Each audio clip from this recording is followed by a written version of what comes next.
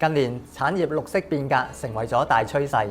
習近平主席甚至形容新質生產力本身就係綠色生產力。當綠色經濟、綠色技術、綠色產業不斷湧現之際，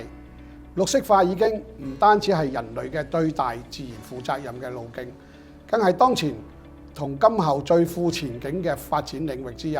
就住呢個咁重要嘅議題，我哋今日就邀請到環境及生態局謝展寰局長，同我哋傾下偈，了解下香港響推動經濟同社會綠色轉型嘅最新政策。謝局長，好歡迎你。大家好，大家好。企業咧，其實喺生產製造嘅方式可以能夠係實現綠色化，直接咧係決定綠色發展嘅成效。局長，環境局咧係一直都係推動清潔生產夥伴計劃，可唔可以同觀眾分享下計劃自推行嚟有乜嘢成果，同埋局方咧仲有乜嘢嘅措施可以幫助到企業加快實現綠色嘅轉型？我哋都知道，即係香港，我哋有好多我哋嘅廠商咧，其實都喺內地嗰度係設廠嘅。咁所以咧，我哋喺2008年開始咧，我哋同廣東省咁就有一個咧，我哋叫做清潔生產夥伴嘅計劃。咁香港咧，我哋係投入咗啦嚇，即係6億元啊，去幫助咧香港喺內地嗰啲嘅廠商咧，就係提升佢哋個清潔生產嚇。而家嚟講，我哋叫綠色轉型啦。而家我哋就做咗有4200個項目㗎啦，已經。咁我哋有各種嘅減少空氣污染物啊，減少碳排放啊，即係能源效益啊，減少污水啊咁樣。總共咧嚇，即係啦嚇，我哋都已經咧減少咗咧，即係有4萬噸嘅空氣污染物。177萬噸嘅二氧化碳排放，同埋咧1900萬噸嘅污水，咁所以咧個效果都相當好嘅。咁今屆咧嚇，即係我哋見到咧今次即係行政長官佢個施政報告咧都話咧嚇，我哋再投入1億元，咁希望咧喺未來咧同廣東省更加嘅合作咧，幫助我哋喺裏邊嘅港商咧嚇，更加可以係改善佢哋嗰個嘅生產啊，更加咧即係嚇轉向呢個綠色轉型。謝局長，咁除咗推動產業嘅綠色化啦，生態產業化亦對推動環保啊、提升整體嘅環境效益好重要啊！咁而且蘊含咧龐大嘅商機。香港現時嘅環保產業室主要有邊幾類呢？未來佢哋嘅發展機遇又如何呢？環保產業咧係一個即係好闊嘅一個概念。我哋咧可以有咧嚇，我叫佢做咧係有狹義同有廣義嚇。如果狹義嚟講咧，傳統上咧一般我哋就講緊嗰啲嘅回收業啦，包括我哋嗰啲可能收集廢紙啊、廢膠啊、嗰啲金屬嗰啲嘅回收啊咁啊嗰類啊咁樣。我哋擴大我哋嘅香港嘅回收網絡啦。咁我哋又發展咧回收廚餘啊咁嚇。咁同埋咧嚟緊咧嚇，我哋都會有咧嚇，譬如我哋話香港好多嗰啲電動車嗰啲電池啊，我哋有下就要推動佢嘅回收。另外咧就係我哋因為大力推動呢一個嘅減廢回收咧嚇，將來我哋回收塑膠啊、回收金屬啊咁，其實都會可以我哋見到一路咁樣增長嘅。嗰個都係一個即係我哋見到一個商機。但係呢個就狹義。咁廣義係乜嘢咧？廣義就係咧，而家咧，我諗大家都聽過啦。我哋講緊，因為咧即係世界要邁向碳中和咧，我哋就係話咧，香港或者全世界都做緊一個嘅綠色轉型。其實就係所有嘅企業，所有我哋嘅運作都要逐步咧慢慢減少我哋個碳排放，最後去到碳中和啊嘛。咁所以嗱，我哋見到簡單啦，我哋而家已經有好多嗰啲咁樣嘅電動汽車，突然間喺呢幾年間出嚟嘅，多到好快。係嘛？因為電動汽車就依家係一個新嘅一個嘅產品啦，咁樣係嘛？咁將來維修電動汽車啊，其他嗰啲啦，咁電動汽車又會帶動乜嘢咧？又帶動咧我哋呢個充電站喎，充電樁喎，係嘛？我哋今屆又係啦，政府我哋咧投入3億元，鼓勵啲人咧起多啲咧嚇，我哋叫做超速嘅充電樁。咁另外啦，喺呢啲以外咧嗱，仲有綠色燃料。大家都聽到啦，因為呢一個綠色轉型咧嚇，即係其實好多嘅港口啲船隻都開始用一啲叫做綠色甲醇嘅燃料啊，飛機啊轉咗一個咁嘅可持續嘅航空燃料啊咁樣。今屆咧嚇，即係我哋見到行政長官嘅施政報告都話咧，我哋要將香港打造成為一個咧嚇，即係綠色燃料嘅一個嘅港口嘛，係嘛？所以我哋做一個綠色燃料嘅加注嘅工作。咁另外咧，即係咧亦都有好多新嗰啲嘅節能咧減排嘅產品出現嘅。咁同埋亦都可以有啲新嘅發明喎，譬如咧喺我哋香港都有一啲嘅發明，有一間咧叫 i2Cool 嘅公司咧，產品都係一隻咧好似油漆咁樣嘅嘢。但係佢油咗落去之後咧，佢就可以咧令到咧嚇，即係咧嗰啲嘅反射翻嗰啲嘅熱力，變咗無論嗰啲建築物啊，或者係我哋啲貨倉啊嚇啲貨櫃都要減熱、減碳嘅話咧，好有效嘅。佢呢個咁嘅產品咧，而家咧全世界好多地方都搶緊佢啊咁。所以如果廣義嚟講咧，呢個綠色嘅產業嗰個嘅發展咧，可以話真係商機無限嘅真係。喺減碳方面咧，有意見認為現時本港嘅減碳策略咧同埋監管咧，較多係集中向一啲嘅建築物、能源同埋運輸等等嘅領域，反而咧對產品嘅碳足跡嘅監管咧同埋支持嘅政策咧就相對係較少。咁主要係靠業界咧自發咁樣去推行啦。例如我哋廠商會近期咧就推出咗一個叫做碳積分嘅平台，係去鼓勵咧綠色消費。請問局長咧喺呢方面未來會唔會有加強呢一方面嘅工作咧？特別係喺推廣教育，鼓勵市民實踐低碳嘅生活模式，甚至係建立一套產品嘅碳審計、碳標籤嘅認證制度，嚟到咧係加快綠色嘅轉型咧。嗱我哋都知道咧，就係國家我哋就有雙碳目標啊，就係2030年嘅時候佢哋碳達峰。然後咧就2060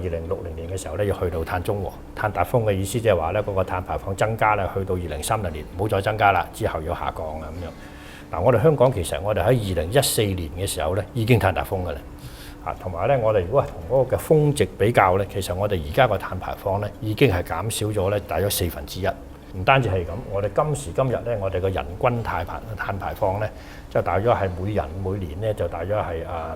4.4公噸到。咁啊4.4公噸可能聽落去都唔知有幾多啦嚇，多定少啊咁。可以同你講一講咧，美國我查過咧，佢哋舊年嘅碳排放人均咧就係咧13.8公噸，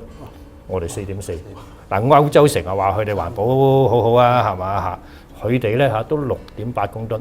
我哋4.4。咁所以香港喺方面，我哋其實做得相當好嘅。咁原因就係咧我哋重點咧喺一啲我哋香港碳排放嘅源頭，就譬如係呢一個我哋講緊呢嘅發電廠咧，我哋汽車咧，所以你見到我哋都好多電動車喺度行緊啦，以及樓宇嘅我哋嗰個能源嘅效益咁樣。咁但係盧會長你講得啱嘅，我哋淨係睇住呢幾方面咧，其實唔夠嘅。原因係點解咧？就因為其實喺世界上邊咧，都開始咧就好多個國家去攞呢一個嘅碳排放咧作為一個嘅理由咧，佢哋係做好多嘅收稅啦，譬如呢個嘅歐盟佢哋有碳稅啦，係咪？咁亦都咧對於產品有好多嘅要求，好多嘅認證嘅要求啦咁。咁所以喺呢一方面咧，即係我諗作為香港嘅尤其是我哋啲企業咧，真係都要睇住世界嗰個潮流。我哋點樣咧，即係咧喺一方面，第一就係話咧要能夠迎合到嗰個世界嘅潮流嗰個需要，喺一個嘅減排綠色轉型方面，等自己個嘅營業個操作唔好，即係失去個機遇，可唔好即係你知道啲數百萬去唔到歐洲，或者去嘅時候收你重稅，都好蝕底噶嘛。其實呢個綠色轉型，我見到咧都係一個機遇嚟嘅，大家都要變嘅啦嚇。譬如我哋兩間公司賣同一樣嘢嘅，你又要變，我又要變，不過你又變得冇咁聰明，變得又比較慢啲，成本又貴啲，你又聰明啲，變得咧個成本又低啲，個競爭力咪增強啦。當呢個咁樣嘅轉型嘅時候咧，需要好多新嘅一啲嘅即係新創意嘅產品、新科技嘅產品。如果我哋咧即係咧能夠喺嗰個啲科研，我睇下邊一啲產品將來係有機會係可以跑出嚟嘅。能夠係及早將嗰啲嘅產品咧嚟到係去推廣嘅話咧，將來係直情係可以佔到個先機添。所以兩方面嚟講都係好重要嘅。咁但係你講得好啱嘅一點就係話咧，會唔會即係有一啲嘅產品嘅一啲嘅認證啊咁樣？嗱，而家全世界好多地方咧都係由一啲嘅你可以話係一啲嘅我哋叫獨立嘅機構嚟到做呢啲嘅認證嘅，咁比較少政府自己做。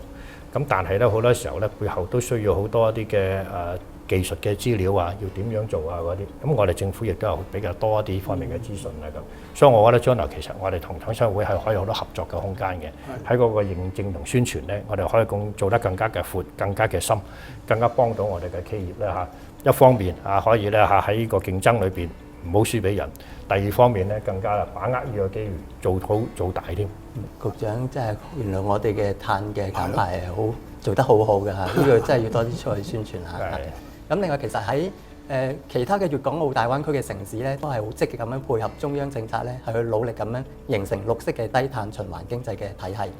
咁你要認為咧，香港喺呢個過程入邊，我哋可以扮演一個乜嘢嘅角色？同埋政府又有乜嘢措施同規劃去助力大灣區嘅綠色發展呢？咁喺呢方面咧，我見到咧，我哋香港咧可以發揮有幾方面嘅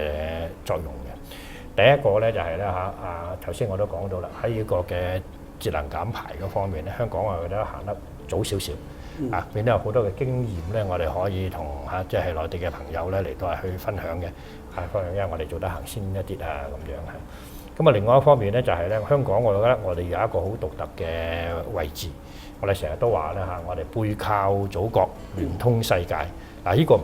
單單係一個口號嚟嘅，係一個事實，就係話咩咧？喺呢個綠色轉型裏邊咧，我見到咧，即係內地佢哋嗰個嘅企業科技都發展得好快。咁大家都睇過，唔單止電動車嘅咁大家知道嘅啫我哋嘅太陽能技術風能嘅技術咁大家可能唔知道嘅就係咧我哋將嗰個沙漠化變成綠洲嗰個嘅技術同埋咧我哋有好多將垃圾攞嚟製氫垃圾製燃料嘅技術所以我哋喺好多嘅綠色技術上面咧，國家都做得好好，真係我覺得係世界領先嘅一個嘅水平。咁喺呢方面咧，我哋香港咧可以咧一方面借助國家去一啲咁樣嘅技術產品，幫助我哋自己綠色轉型啦。更加好嘅就係咧，我哋聯通世界，我哋可以咧幫助力到咧嗰啲產品嚟到香港咧做一個嘅示範，然後再向外咧嚟到係去輸出。去到外地，譬如喺中東一帶一路啲國家咧，係好大嘅項目嚟。然後咧嗰啲項目嘅發展要融資又可以翻嚟香港。譬如舉一個例子，佢要做一個咧好大型嘅太陽能即係製氫嘅場咁樣。咁你諗下嗰啲喺佢嚟講，哇，全部都係以10億、100億計嘅項目嚟。佢哋要融資咧，最好又翻嚟香港喎。我哋香港係金融中心啊嘛，係嘛？嗱，我諗香港喺度，我哋其實真係可以扮演一個咁樣嘅角色。未來咧就睇下我哋點樣可以抓住呢個機會咧，將佢做多、做大、做強佢嘅啫。咁習近平主席嘅提過啦，綠水青山就係金山銀山啦。作為本港未來嘅產業嘅核心咧，北部都會區咧又點樣睇而家呢個理念咧？嗱，其實我哋北部都會區咧，大家都知道，我哋希望去打造佢成為一個咧我哋香港嘅一個嘅創科嘅一個嘅中心，一個基地咁大家可能比較少知道嘅就係話咧其實我哋北部都會區嘅發展咧，我哋喺嗰個嘅環境保育裏邊咧，都係一個我哋好重要嘅一個嘅方向嚟嘅。主要兩大嘅方面咧，第一個咧就係咧喺個北部都會區嘅東面嚟講咧一路以嚟咧都係一啲嘅山野一啲嘅比較少即係啲人咧即係破壞嘅一啲地區嚟嘅。咁所以咧我哋就將嗰度咧就第一就係咧我哋將紅花嶺嘅地方咧宣佈成為香港咧第25個郊野公園。好多人以為香港啲郊野公園咧即係受到發展威脅越嚟越少㗎，係咪？其實唔係嘅。其實我哋仲喺度擴大緊，咁去第25個郊野公園。咁唔單止係咁。我哋將呢個郊野公園咧，同埋咧深圳咧，佢呢個梧桐山國家森林公園咧，就連成一片。我哋同你傾緊咧，就點樣發展一個我哋嘅綠色廊道，由香港南部嗰度上到北邊咁樣。咁但係我哋而家個發展咧，我哋就唔係話咧發展咗郊野公園，淨係攞嚟可遠觀。我哋希望咧，我哋既然有啲咁靚嘅地方咧，點樣發揮佢嗰個嘅價值？固之然俾我哋香港我哋自己嘅市民多啲去行山去睇咧，咁就可以再喺個地方咧連埋咧附近我哋有一個印洲塘嘅地方，亦都有附近有好多嘅島咁。咁你都知道而家沙頭角嗰度我哋有將個禁區開放咗啊嘛。咁所以我哋希望將東面嘅地方咧我哋整得咁靚咧，發展成為一個將來一個生態旅遊嘅一個地方嚟。藉住我哋可以喺度咧做多啲嗰個嘅價值。咁第二方面咧就係我哋喺嗰個嘅西面咧我哋一路都知嗰度有好多嘅濕地咁樣，咁啲人好擔心咧就話咧將來嘅發展咧就破壞啲濕地咁其實我哋睇翻嗰啲嘅濕地咧，好多咧嗰啲嘅魚塘有啲都荒廢咗㗎啦，變咗爛地咁亦都有啲可能攞嚟擺咗貨櫃咁嗰類咁嘅嘢咁樣。咁所以政府咧我哋就喺呢個嘅新田科技城嘅發展嘅同時咧，我哋咧就會將呢一個隔離嗰度一個我哋叫三寶樹嘅一個地方咧，將嗰度發展成為一個咧三寶樹嘅濕地嘅保育公園。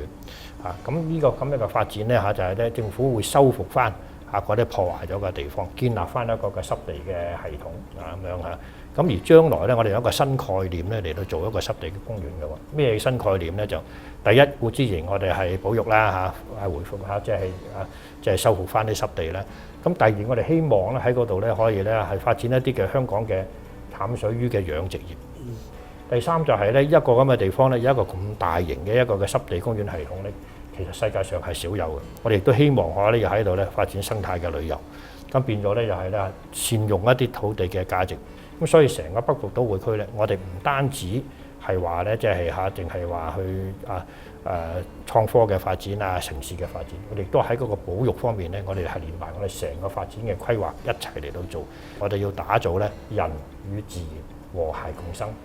局長，咁啊嚟到最後一條問題啦。近年咧好多人講到咧 ESG， 但係我哋廠商會咧亦舉辦咗 ESG 嘅約章同埋香港 ESG 嘅獎，去推動業界加快實踐，以提升競爭力啦，同埋應對各國對碳足跡披露要求越嚟越高嘅挑戰。不過咧，香港 ESG 嘅發展咧，似乎咧仲係起步階段，需要政府咧多啲引導同埋支援。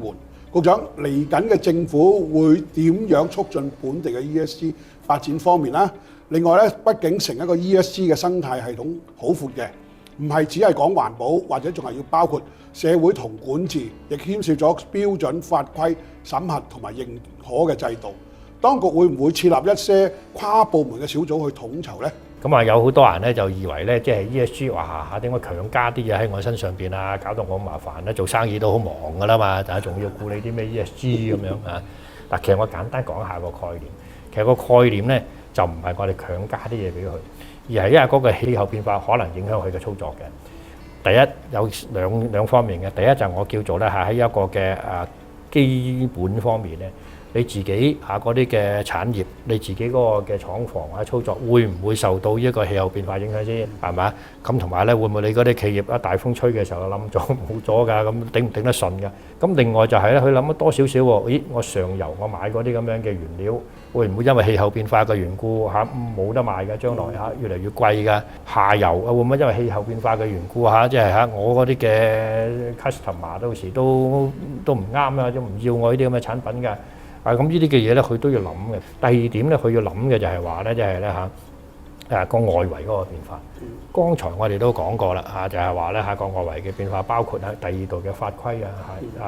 即係譬如歐盟佢嘅碳稅啊，第二度啲嘢準唔準入啊，唔做認證嘅時候，人仲買唔買你啲嘢啊？咁啊，呢啲一定要做嚟啦，保障自己嘛。更加好嘅我都講過啦，就係話咧，我早啲去睇下我要點樣做嘅時候咧，我知道我啲嘅產品點樣做，我點樣減少我啲碳用最平嘅方式，喺個競爭裏邊比人哋更加嘅好啊嘛。其實去到尾嘅時候咧，係佢自己一個嘅產業一個長遠嘅一個規劃，點樣令到喺自己一個更加好嘅戰略地位嚟嘅。所以如果從一咁嘅角度嚟到睇翻 ESG 嘅時候咧，佢就知道呢樣嘢其實係好值得去做，好值得去做。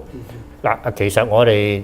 環境嘅生態局咧，我哋喺舊年咧，我哋就已經就係設立咗一個我哋叫做氣候變化專員。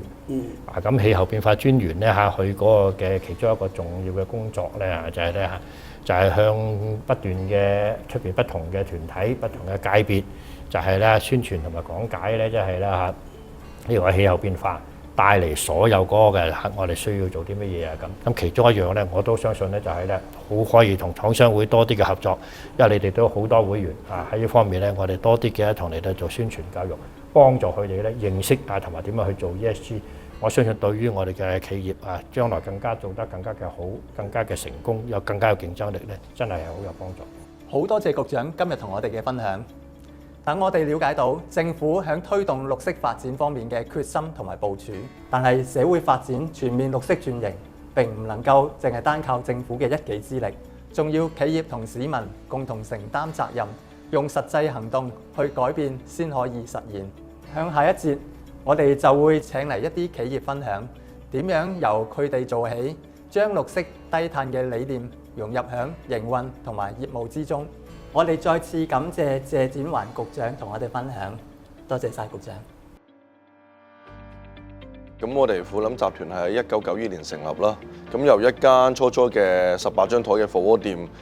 經過30幾年嘅發展，而家其實已經有超過100間餐廳。咁當中除咗中式酒樓之外啦，我哋集團更加係有韓式嘅餐廳，例如韓烤啦，一啲韓式嘅 cafe 啦。咁我哋亦都會有 food court 亦都有好多唔同嘅一啲細嘅餐廳。咁其實我係身為富臨集團嘅代表啦，亦都係餐飲聯嘅主席。因為其實我哋集團過去咁多年喺 ESG 上面都不斷尋求緊突破。由初初我哋可能以一個交功課式咁樣去做啦，去到而家我哋其實成個集團上上下下，不論前線嘅員工啦，同埋我哋後勤嘅支援啦，都希望係將呢一個 ESG 點樣帶領住我哋集團可以俾到更加多唔同嘅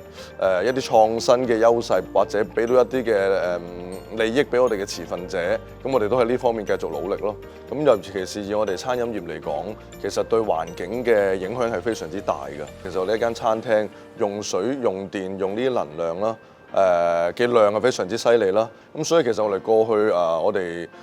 唔同嘅分店啦，其實有啲新嘅分店我哋已經係裝咗一啲唔同嘅電錶，咁都係管理翻我哋每日嘅用電，希望有啲數據我哋了解咗之後，亦都可以點樣減少用電啦。第二我哋亦都有同水務署合作。咁喺我哋一啲比較大嘅分店裏面咧，裝咗一啲都係智能水錶。咁其實我哋每個星期都有同佢溝通。廚餘啦，當然其實近年嚟啦，亦都係我哋一個社會最大嘅一個issue 啦。首先我哋就喺我哋嘅中央廚房做咗第一階段嘅食物處理，減低呢個第一階段嘅損耗先。咁亦都喺我哋廳面嚟講啦，我哋亦都係推動一啲菜式可能少啲啦，以前可能一定8道餸啦，而家你可能推動多啲6道餸嘅菜式。另外都亦盡量地教育我哋嘅顧客啦，點樣可以珍惜我哋嘅食物。譬如我哋其實對比以前啦，我哋都比以前少咗一啲做放題嘅餐廳。咁另外再講嘅就當然就係一個社會責任啦。咁社會責任其實我哋好大程度上都係希望俾一個好嘅環境俾我哋唔同嘅持份者，不論係我哋顧客，咁我哋嘅員工都一樣啦。咁過去呢一年其實都輸入咗好多外勞，咁我哋都提前做咗好多工作。譬如我哋點樣教育我哋原有香港嘅員工啦，明白我哋都唔可以叫佢哋做外勞，其實都係我哋一份子啦。咁第二都係啦，我哋定期都有啲問卷俾我哋呢一啲新嘅員工，希望我覺得佢有啲咩配合唔到，我哋配合唔到佢嘅，都有冇幫助得到佢，不論工作環境、居住環境各方面。講管治啦，咁管治其實最主要嚟講嘅都係點樣可以提升到我哋嘅效率。咁喺過去呢幾年，我哋由寫字樓開始啦，後勤方面點樣將我哋嘅用紙減少。而家實體嘅會議都好，都唔會再有任何印刷，全部都用 iPad 去開會啦。新質生產力嘅意思其實都點樣可以有效地、好大力提高我哋嘅生產力。咁亦都我哋近年好着重去做嘅，譬如我哋就係點樣用一啲社交媒體去協助我哋攞一啲大數據，點樣去做一啲推廣，加強我哋一個分店嘅生意啦。咁甚至乎嘅就係講緊我哋點樣用一啲網上嘅平台去做一啲外賣嘅生意，亦都係喺我哋大時大節裏面都幫助我哋好大。不斷我哋喺菜式嘅更新上面啦，同時都用 DeepSeek去尋求我哋有啲咩可以新菜式可以啊。咁其實我哋發現得到原來喺呢個大數據就係點樣咧，就係好大量啦，同埋實時嘅數據對我哋嘅營運係有好大嘅幫助。其實我哋未來整個餐飲業都係點樣將我哋競爭力嘅提升啦，就係將呢個新質生產力點樣去運用得到。利用 AI， 利用我呢啲實時嘅大數據去幫助我哋最有效咁樣去管理，做到我哋最有效嘅推廣啦，做到我哋最有效嘅叫貨啦，最後就係做到我哋最有效嘅後勤一啲數據嘅產出。咁我哋就唔需要運用咁多嘅資源可以做得到呢個效果。康業服務有限公司係新鴻基地產發展有限公司嘅全資附屬機構。我哋喺1967年成立，至今已經有58年嘅物業同埋設施管理嘅經驗。康業一直高度重視 ESG。康業喺2023年加入廠商會嘅 ESG 約章，希望藉此以身作則，推行行業共同提升企業喺 ESG 嘅表現，共同建設一個更加美好永續嘅綠色香港。為進一步推動 ESG 嘅工作，康業喺2022年成立咗環境、社會同埋企業管治督導委員會，由本人親自領導，聯同公司嘅董事各部門同埋業務單位嘅主管，制定 ESG 發展目標同埋策略。喺環境方面，鑑於物業耗電量佔全港用電量嘅90%，我哋持續為旗下管理物業推動節能嘅減碳方案，包括安裝高效能嘅 LED 燈具啦，以降低能源嘅消耗；採用移動感應裝置以提升智能化管理；升級中央冷氣機組，提高能源使用效益等等。康業亦都努力去促進可再生能源嘅應用。截至2024年10月底，我哋已經喺超過60個旗下管理物業安裝咗12000塊嘅太陽能板，每年發電量達到500萬度。相當於1500個家庭嘅全年用電量。此外，我哋積極推動屋苑參與環保署 EV 屋苑充電易資助計劃。目前已經有超過60個屋苑嘅申請獲批准啦，為超過3600個車位完成充電設施安裝。估計最終會安裝嘅車位可以達到13000個，為香港嘅綠色運輸添加力量。社會方面，我哋自2001年已經成立咗康業嘅義工隊。喺過去20年我哋嘅義工人數係不斷嘅增加。現時已經組織咗52支嘅義工分隊，同埋聯好公司嘅義工隊，同各區嘅社福機構建立長遠良好嘅夥伴關係，攜手合作不同類型嘅社區計劃，例如慈善義賣籌款家居維修同埋探訪活動等等。當中康業已經連續11年同慈善團體同埋機構合辦 Peace Box 祝福大行動。透過集合各界力量，並轉化成為一個禮物盒，轉贈俾弱勢社群。至今我哋已經送出超過10萬個禮物盒俾有需要嘅人士。康業一向積極擁抱科技創新，並且將新質生產力嘅理念深度融入喺 ESG 嘅管理系統，深化大數據、物聯網、機械人、人工智能等嘅應用，透過科技普及化進行綠色轉型。當中一個例子，設計一套智能化嘅極端天氣應對機制，係由於物業管理團隊經常要應對香港日益嚴重嘅極端天氣挑戰，特別喺颱風方面康業採用咗先進技術，包括自動化嘅系統啦、大數據嘅分析同埋物聯網 IoT 嘅應用，構建咗一套完整嘅防禦、應變、提示3層次嘅颱風應對機制。我哋自主研發咗樓宇運作資訊管理系統 BOIMS， 並且同香港天文台嘅開放數據 API